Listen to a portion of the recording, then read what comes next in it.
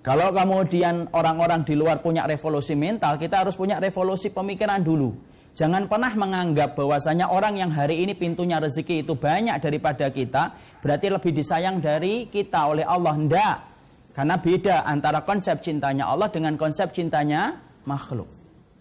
Ya, ketika kita sudah sepakat bahwasanya konsep cintanya Allah itu beda dengan konsep cintanya makhluk, mari kita perhatikan bagaimana konsep cintanya Allah. Ketika Allah itu mencintai seorang hamba. Karena kalau tidak kita fahami ini, kita akan kaget.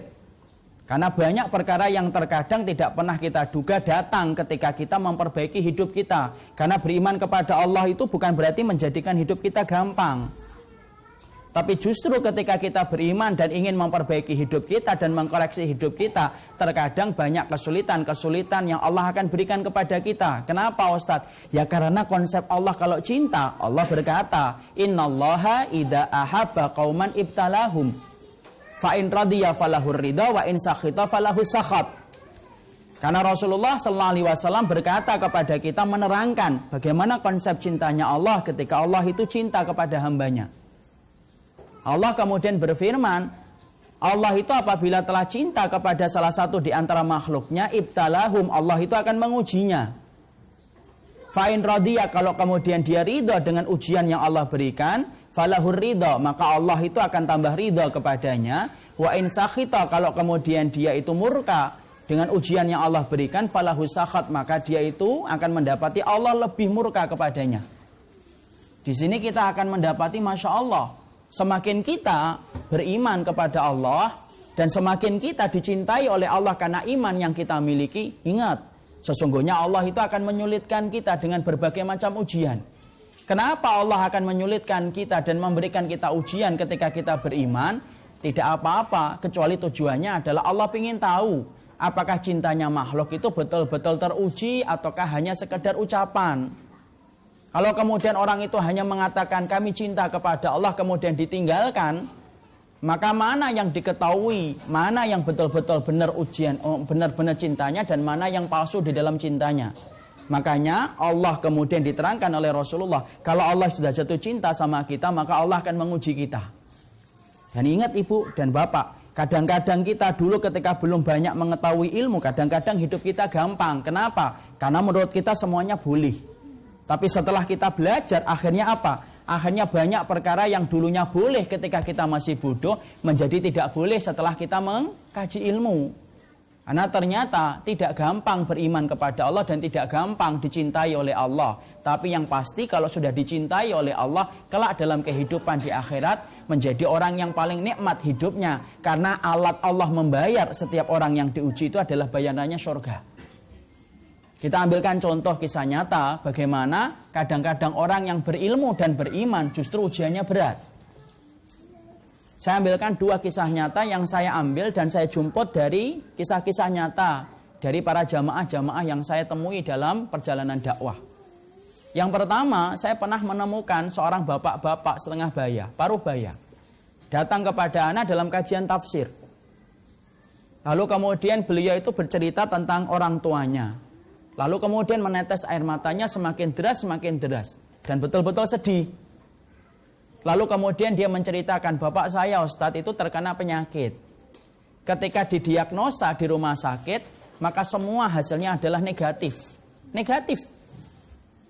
Sang dokter pun sempat bingung, ini penyakit apa? Kok dadanya terasa sakit tapi dicek semuanya negatif, tidak ada yang positif dari penyakit itu. Maka kemudian akhirnya sang dokter berkata ini cuma mungkin pikiran aja, bawa pulang. Ya, karena kita juga harus paham fitnah yang tidak pernah cuti dalam setiap zaman itu apa? Salah satunya fitnah sihir. Karena bisa jadi bapak itu kena sihir. Maka bapak itu punya 3 anak. Maka kemudian yang menjadi jamaah anak itu anak yang ketiga. Beliau cerita setelah dibawa dari rumah sakit, dibawa pulang. Maka kedua kakak saya sepakat untuk membawa bapak saya ke orang pinter supaya kemudian mendapatkan mantra-mantra dan jimat supaya sembuh dari penyakit yang timbul di dadanya. Bapak yang terakhir ini, yang menjadi anaknya bapak tadi yang terakhir ini, kemudian tahu bagaimana hukumnya ketika membawa pasien ke orang pintar, apalagi dengan syarat-syarat yang telah ditetapkan oleh dukun. Maka dia berusaha menyampaikan kepada kedua kakaknya bagaimana supaya bapaknya itu tidak dibawa ke orang pintar, tapi dibawa untuk diruqyah saja. Tapi apalah daya, kedua kakaknya belum pernah kenal ilmu dan tidak pernah datang ke kajian ilmu. Membedakan ruqyah yang syar'i dengan ruqyah yang syirik itu tidak ngerti. Akhirnya dibawalah kemudian dia, orang tuanya itu dibawa ke orang pintar. Dan betul, banyak mantra, banyak jimat yang diminta dan banyak syarat yang kemudian harus dipenuhi. Masya Allah, sang anak yang ketiga ini menasihati kedua kakaknya supaya kedua kakaknya tidak membawa lagi ke tempat-tempat semacam itu. Tapi apalah daya, kedua kakaknya lebih beruntung dalam masalah harta. Adapun mereka yang kecil ini tidak terlalu beruntung dalam masalah harta. Apa yang terjadi? Kedua kakaknya bilang, sudahlah kamu selama ini kan tidak pernah bantu finansial bapak. Kamu cuma doa dan doa. Sudah, doakan saja bapak sembuh. Beliau nangis. Kenapa beliau nangis? Beliau menangis karena kemudian memikirkan nasib ayahnya sudah sakit, yang harusnya mendapatkan pengobatan yang syar'i supaya sembuh penyakitnya kalaupun terkena sihir. Tapi Masya Allah, ternyata bapaknya malah bersentuhan dengan kesyirikan, dengan berbagai macam syarat yang diminta oleh sang dukun. Masya Allah, bapak itu nangis. Saya memberikan nasihat supaya beliau itu bersabar. Tapi dalam perjalanan saya pulang saat itu dari Kebayoran Lama menuju ke Pamulang, saya itu masih di Pamulang, saya cuma membayangkan, Masya Allah, coba kalau bapak tadi tidak pernah datang ke kajian ilmu. Coba kalau bapak tadi belum pernah belajar, maka mungkin dia akan menganggap bahwasanya apa yang dilakukan oleh kedua kakaknya itu biasa.